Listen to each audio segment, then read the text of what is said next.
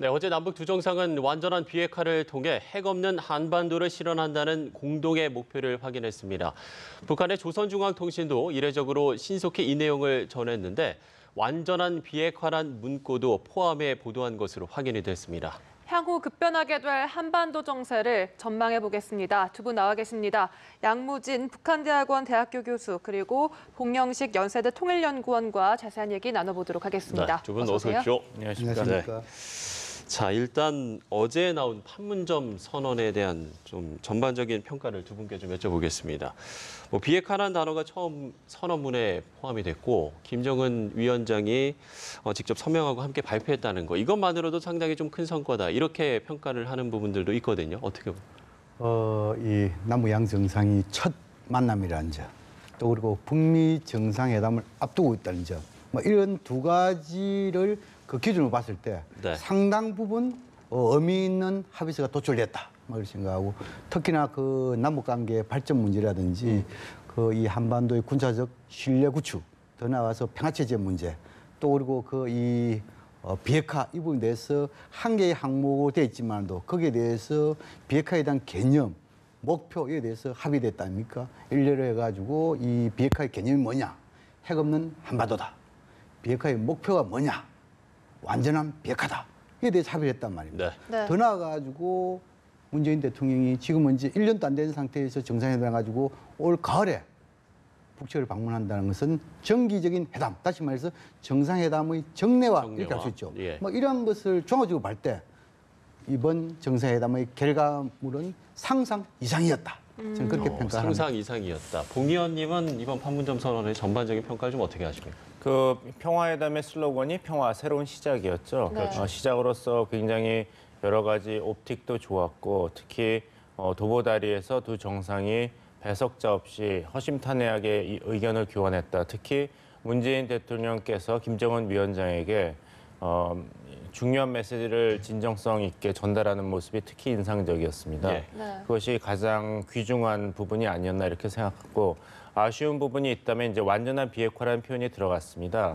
임종석 비서실장이 그 정상회담 전에 이런 얘기를 했죠. 참모진으로서 북한이 뚜렷한 비핵화 의지를 명문화할 수 있다면 특히 완전한 비핵화라는 것을 의미하는 것을 정확하게 확인할 수 있다면 이번 정상회담은 큰 성공이라고 본다 그랬고 강경화 외교장관도 같은 발언을 하셨죠. 완전한 비핵화라는 표현이 그 공동 선언문에 들어간다면 성공이다. 그러니까 청와대가 스스로 제시한 기준에 따르면은 이제 굉장한 성공이 된 회담이지만 이 완전한 비핵화가 과연 미국과 한국, 일본이 의미하는 북한의 완전한 비핵화인지 아니면은 이제 한반도의 완전한 비핵화인지 그렇다면은 이제 북한 입장에서 이제 조선반도의 비핵화라는 의미에서는 변한 게 없다 이런 해석도 가능하거든요. 이런 애매한 부분 그리고 다양한 해석이 남겨져 있는 상태에서 2007년 14 정상회담에서 우리가 약속한 경제협력 부분이 포함됐다는 것은 좀 아직 확실하지 않은 약속에 대해서 너무 많은 것을 약속한 것이 아닌가 이런 우려는 있지만 이런 경제협력이 이제 북한의 비핵화 노력이 검증 가능한 수준으로 진행된다면 아무 문제가 되지 않습니다. 그렇죠. 아무래도 경제 제재가 자연스럽게 완화될 테니까 한국의 입장이 곤란한 게 없지만 네. 만약에 북미 그 정상회담에서 북한 비핵화 문제가 꼬이기 시작한다면 북한 입장에서도 이렇게 좋은 판문점 선언을 했는데도 그것이 실천되는 데는 지연이 따르기 때문에 큰 손해가 예상됩니다. 네, 이렇게 봉 의원님께서는 좀 좋은 점과 아쉬웠던 점 두 가지를 말씀해 주셨는데 그렇다면 이 말씀하셨듯이 완전한 비핵화란 문구 맨 마지막 3조 4항에 명시가 되어 있습니다. 이 부분에 대해서는 이 완전한 비핵화 조금 구체적인 합의사항, 이행사항이나 시기가 없었다는 점에서 좀 아쉬웠다고도 할 수가 있을까요? 우리가 쉽게 이 북한을 비핵화하면은 결국은 이제 CVID 이렇게 말하는 거 아닙니까?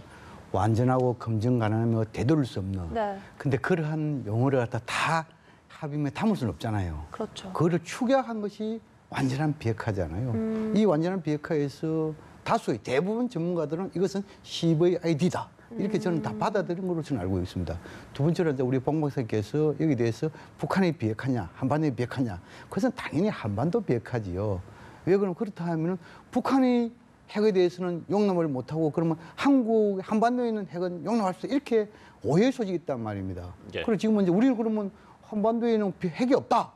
그럼 핵이 없으면 어디 좋은 거 아닙니까? 검증이 더 좋지요. 그래서 이거는 포괄적으로 한반도의 비핵화 이렇게 우리가 봐야 되고, 그다음에 이게 왜 완전한 비핵화가 제일 마지막에 들어있느냐? 네네. 이것은 뭐냐면 북미 정상회담이 남아있기 때문에 그런 겁니다. 왜냐하면 또 지금 한반도에 있어가지고 한반도에 많은 사안이 있지 않습니까? 그래서 한반도 부분을 먼저 담고, 예. 그다음 이 남북미가 할 수 있는 부분 또 담고 제일 마지막에 이제 북미 정상을 앞두고 아마 이 비핵화 부분에 담은 것이 아닌가 보여지고, 그다음 이제 봉 박사님께서 뭐냐 하니까 이 경제 부분 여기 대해서는 좀 우리 생각해 보면 뭐냐면 합의서 제일 첫 그게 보면요, 기존의 남북 간에 합의한 것을 이행하는 부분이 나오잖아요. 예. 그럼 당연히 그 기존의 합의서라는 건 여러 있지 않습니까? 우리가 쉽게 가장 지금까지 잘 합의된 것이 91년도에 남북 기본 합의서 아닙니까? 그다음에 뭡니까? 뭐 6.15 14선이 있겠죠. 네. 그런 기존 합의서에 대한 이행의 연장선상에서 14선언의 경제 부분이 들어가 있다 이라고요. 그다음에 거기는 경제 부분이 만약에 예를 들어가지고 구체적인 날짜, 뭐 연내라든지 아니면 내년 이래 있으면은 이것은 뭡니까? 비핵화도 관계없이 이렇게 가겠구나 이러는데 날짜를 안 박았단 말입니다. 이것은 뭐냐면 남과 북이 비핵화의 진전 없이 이것은 어렵다는 것을 알기 때문에 단지 과제로 남은 것이 아니겠냐. 저는 그렇게 분석을 합니다. 예. 그러면 일단 네네. 교수님께서 이제 예, 중요한 지적을 해주셨고, 저도 걱정을 했는데 그런 날짜가 박혀져 있지 않다는 면에서 문재인 정부가 다행스럽게도 이제 국제공조에서 북한이 비핵화에 대해서 실질적인 조치를 취하기 전에는 지금 있는 경제 제재 조치가 완화되는 것을 기대해서는 안 된다. 한국의 입장도 여기와 다르지 않다. 이런 메시지를 아마 문재인 대통령께서 김정은 위원장에게 뚜렷이 전달한 것이 아닌가 이렇게 생각합니다. 그러니까 중간에 한국을 집어넣어가지고 어떤 제재 그 레짐을 약화시킨다든지 네. 시간을 벌 수 있다 이런 것이 아니라 결국에는 북한이 전략적인 결단을 내려야 된다. 이런 메시지를 전달한 것이 이번 판문점 선언과 이번에 3차 정상회담의 가장 큰 수확이 아닌가 생각합니다. 단지 하나 아쉬운 게 있다면 이 완전한 비핵화가 이제 만약 북한이 그런 의도를 가지고 해석을 한다면 예. 주한미군이라든지 이제 미국의 핵 전략 자산이 한반도에 투입되는 것을 에 대한 그 항의를 하는 근거가 될 수가 있거든요. 그렇다면은 이제 주한미군, 한미동맹이라든지 미국의 이제 대한 핵 우산에 대해서 이 문제가 생길 수가 있고, 1992년도 이제 기본 합의서를 말씀해 주셨는데 그때 동시에 한반도의 비핵화에 대한 공동 선언도 합의를 했습니다. 네. 거기를 보면 굉장히 구체적으로 의무가 나와 있는데요. 남과 북은 핵무기의 시험, 제조, 생산, 접수, 보유, 저장, 배비, 사용을 하지 아니한다. 두 번째 조항은 남과 북은 핵 에너지를 오직 평화적 목적에만 이용한다. 세 번째, 남과 북은 핵 재처리 시설과 우라늄 농축 시설을 보유하지 아니한다. 이렇게 본다면 대한민국은 이 1992년 비핵화에 관한 공동선언을 충실히 이행해 왔는데 이유를 막론하고 북은 이것을 위반했습니다. 그래서 이번 판문점 공동선언에서도 이런 92년도 한반도 비핵화에 관한 공동선언이라든지 2005년 9.19 합의라든지 이런 것을 언급을 하고, 아니면은 이제 완전한 비핵화라는 용어를 김정은 위원장이 육성으로 직접 언급을 했으면은 그 신민성이 더 강하지 않았을까 생각하는데 좀 기다려 봐야죠. 예. 앞으로 말씀하신 대로 북미 정상회담이 있으니까 그렇죠. 거기서 완전한 비핵화는 김정은 위원장이 이런 것이다. 라는 것을 어떻게 표현할지, 이것이 이제 저희 관전 포인트입니다. 네, 근데 내부적으로도 북한 이 조선중앙통신에서 이번에는 뭐 이 종전선언, 완전한 비핵화 이런 문구를 그대로 수정하지 않고 보도를 했단 말이에요. 굉장한 변화죠. 예, 예. 이런 부분에 대해서는 어떻게 보면은 완전한 비핵화로 갈 수 있는 좀 큰 진전을 기대할 수 있는 부분이 있지 않겠습니까? 기대할 수 있습니다. 하지만 저는 이제 레이건 대통령의 이제 소련과 핵 군축 회담을 할 때 이런 얘기를 했죠.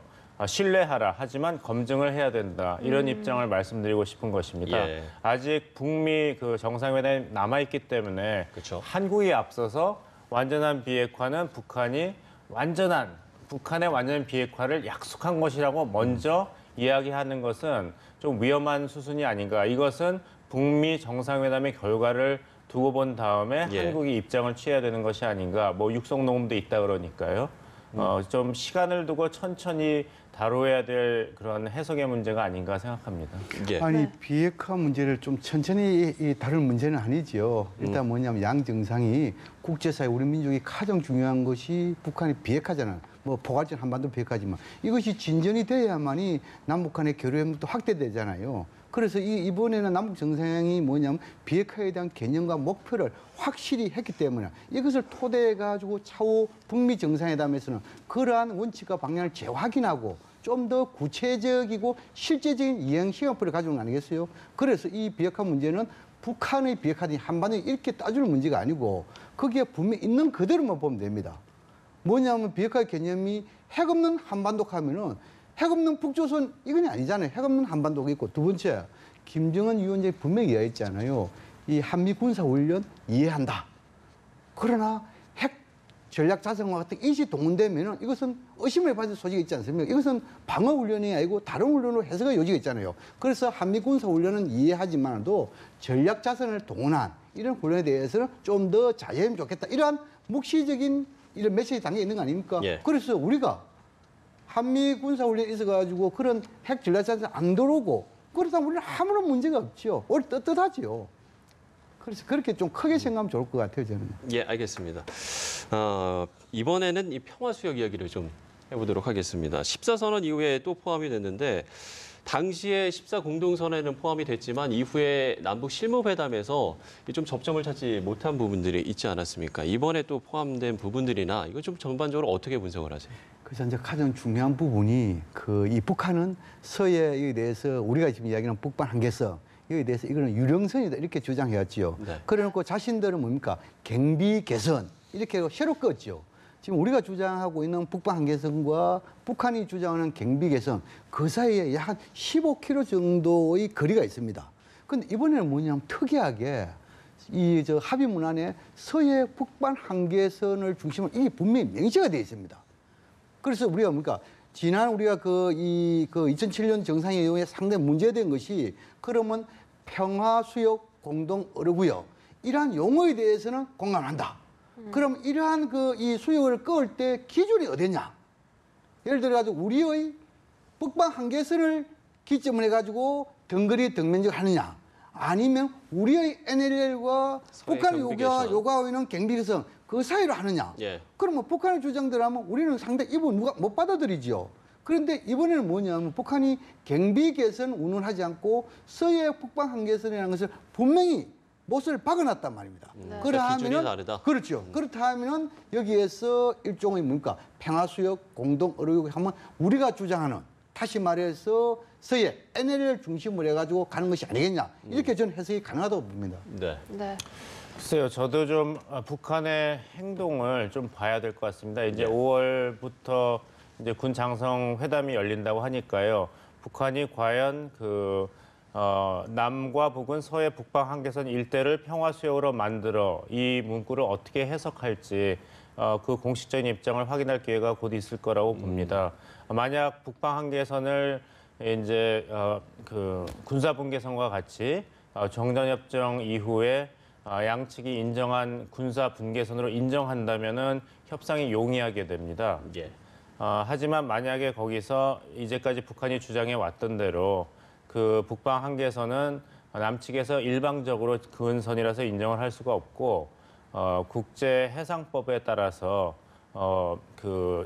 서해 5도의 그 수역을 다시 조정하고 거기에 따라서 공동 어로 수역이라든지 평화 수역을 만들어야 된다고 주장을 한다면은 다시 원점으로 돌아가게 되는 것이거든요. 네. 그래서 이 문구 자체로는 제가 보기에는 남과 북은 서해 북방 한계선 일대를 평화 수역으로 만든다는 공동의 의사만 확인한 것이지 예. 남측의 입장인 서해 북방 한계선 일대를 기준으로 한다 이렇게 해석이 안 들려지도 남아 있기 때문에 제가 볼 때는 이거 군사회담에서 확실히 이제 정리를 하고 그 다음 단계로 넘어가야지. 더 큰 그림은 무엇입니까? 정연협정 체제를 평화협정으로 바꿔야 되니까요. 거기서 첫 걸림돌을 제거하는 수순이 될 것입니다. 여기서 꼬이기 시작하면 또 정전협정을 어떻게 다룰 것이냐가 남북 이자 회담에서부터 부딪히게 되거든요. 그렇다면 크게 구상하고 있는 예. 김정은 위원장과 문재인 대통령이 구상하고 있는 3자, 4자가 참여하는 정전협정을 평화협정으로 바꾸는 프로세스가 처음서부터 늦어지게 됩니다. 예. 그 제가 서해 얘기 나왔으니까 한 가지 좀 더 여쭤보고 싶은 게 있는데 물론 좀 다른 이야기일 수도 있긴 합니다만 김정은 위원장이 이제 먼저 좀 민감할 수 있는 사안이죠. 연평도 포격 이런 부분을 좀 이야기를 꺼냈습니다. 여기에는 좀 어떤 의도가 있다라고 좀 생각을 하세요? 글쎄요, 제가 김정은 위원장을 직접 만나서 이야기해본 적이 없기 때문에 저도 이번에 처음으로 육성을 들었습니다. 예. 굉장히 자신감이 있고 또 준비를 잘해온 것 같습니다. 어떤 전문가분은 그렇게 얘기하시더라고요. 문재인 대통령께서는 또 준비를 많이 하셨지만 말씀하시는 게 좀 이렇게 책을 읽는 것 같았다 기억하면서 근데 김정은 위원장은 구어체로 시원하게 이야기하지만 핵심은 적절하게 표현하더라 이런 얘기를 했거든요. 네네. 아마 좀 친북 쪽에 가까운 분인지도 모르겠습니다만 근데 제가 볼 때는 이제 사과의 뜻은 보이지가 않았습니다. 단지 내가 남한의 상황을 잘 알고 있고 북한이 지금 어려운 상황에 처해 있다 하더라도 언제든지 우리는 도발이라는 카드가 있기 때문에 지금 NSC 때문에 아침잠을 설치셨다는데 그런 일이 없도록 제가 확인하겠습니다 한 말은 좋게 들으면 덕담이면 또 다르게 보면은 잘 안 될 경우에는 그 카드는 내가 항상 결심만 하면 다시 살릴 수 있다 이렇게 해석도 될 수 있기 때문에 네. 현실은 현실이라는 메시지를 김정은 위원장이 정확하게 우리 측에 전달한 게 아닌가 이렇게 생각하고 이 천안함 폭침이라든지 연평도 포격 여기에 대해서 북한의 사과는 북한이 어떤 전략적인 선택을 하느냐에 따라서 결정될 것이지 이렇게 전반적인 남북한 분위기가 개선된다고 해서 당연히 이루어질 거라고 기대하는 것은 좀 어렵지 않을까 생각합니다. 네. 앞서 이렇게 봉 위원께서 말씀하셨듯이 이번 정상회담을 계기로 이 김정은 위원장에 대한 외신들의 평가도 많이 달라지고 있거든요. 이번 정상회담에서 때로 또 솔직하고 대담한 화법을 구사했다라고 분석하고 있는데 어떻게 보셨습니까? 방금 우리 봉 박사님께서 아주 잘 이야기했지 않습니까? 아주 시원시원하게, 아주 편하게 이야기했다잖아요. 네. 근데 이제 이 문재인 대통령은 일단 이거 남북관계 이 민족 문제이지만도 비핵화라든지 이 평화정착의 일부분에 대해서는 상당히 대외적인 외교적인 그런 문제가 있기 때문에 그래서 아마 좀 뭐랄까 외교적인 이런 것을 다 감안해가지고 이런 용어 표현을 한 것이 아니냐 저는 그렇게 보여지고요. 그다음 이제 김정은 위원장이 지금 이제 연평도 그리고 이 실향민 또 그리고 탈북자 이런 게 운운했잖아요. 그것은 아마 뭐냐니까 이 마음속에는 좀 그런 부분도 다 가지고 있다는 측면이 있지만 또 다른 한편은 보통 사람의 보통적인 지도자상 막 그런 것을 좀 더 보여주는 그런 의도도 나름대로 묻혀 있는 것이 아닌가 이렇게 보여지고 김정은 위원장이 이번에 정상회담에서 보면은 이야기도 하는 거 있지만도 경청하는 자세 이것도 있었다 저는 그렇게 평가를 하거든요. 더 나아가지고 상당히 뭡니까 물론 문재인 대통령과 이 나이가 차이가 31살이 차이 난다는 있지만도 그래도 양 정상인데 표현을 보면은 꼬박꼬박 보면은 문재인 대통령님이라는 표현을 많이 붙였어요. 이런 부분에 대해서는 철저한 준비도 있었지만도 뭔가 상대방을 존중하는 그런 자세 이걸 봤을 때 아마 지금까지 합의서 이런 데에서도 나름대로 진정성이 담겨 있다는 그런 측면이 있지 않겠냐 이렇게 분석해 볼 수 있습니다. 예. 마지막으로 한 가지 질문만 좀 드리고 대답을 마무리 짓도록 하겠습니다. 당장 문재인 대통령이 다음 달 미국으로 가서 트럼프 대통령을 만날 예정이기도 하고 또 향후에 북미 정상회담도 남아 있습니다. 앞으로의 좀 과제들도 좀 있을 것 같거든요. 이 부분에 대해서 좀 짧게 좀 얘기를 듣고 그리고 이 북미 정상회담의 장소에 대한 부분 좀 어디가 될지 이것도 좀 관심사인데 그거에 대해서 좀 짧게 얘기를 해주십시오. 두 가지 질문 드는 거 짧게 하면 아마 이 장소 북미 정상회담의 장소는 결국 갔을 때는 아마 평양이 되지 않을까 저는 그렇게 전망하고 트럼프 대통령 셈법이 빠르기 때문에 네. 적어도 비핵화에 대한 확실한 성과 보장되면 적진으로 날아갈 수 있다 저는 그래 보이고 그다음 지금 이제 북미 정상회담도 저는 합의하는 것은 큰 어려움이 없을 것이다. 이미 비핵화에 대한 큰 틀의 목표 이것이 김정은이 직접 밝히기 때문에 큰 문제가 없을 것이다. 단지 북한의 비핵화에 대해서 속도 다시 말해서 행동 이행에 대한 속도를 내려 하면은 미국이 북한에 대한 체제 보장에 대해 속도를 내야 됩니다. 근데 그 체제 보장이 트럼프 대통령 행정부의 권한 바뀝니다. 다시 말해서 수교라든지 불가침 조약 문제는 미 의회의 권한이단 말입니다. 네. 그래서 미 행정부와 미 의회가 북한 체제 보장에 대해서 빨리 조율해가 합의하면 빠르면 빠를수록 북한의 비핵화 시간표는 단축될 수 있다. 과제는 미국에 달려 있다. 이것을 좀 강조하고 싶습니다. 예. 네. 네, 저도 같은 의견입니다. 그 트럼프 대통령의 결심이 중요하지만 또 미국 전체가 움직여야 됩니다. 그래서 양 교수님께서 지적하셨다시피 문재인 정부가 지혜를 발휘한 부분이 바로 그 부분입니다. 단지 미국에 대한 북핵 위협만 제거하는 것이 아니라 한반도에서 한국 전쟁을 공식적으로 종식시킨다는 패키지가 이루어져야지 미국 의회도 움직일 수가 있을 것입니다. 예. 알겠습니다. 네, 알겠습니다. 오늘 봉영식 연세대 통일연구원 전무연구위원 그리고 양무진 북한대학원 대학교 교수와 함께 얘기 나눠봤습니다. 네, 오늘 좋은 말씀 말씀 고맙습니다. 고맙습니다.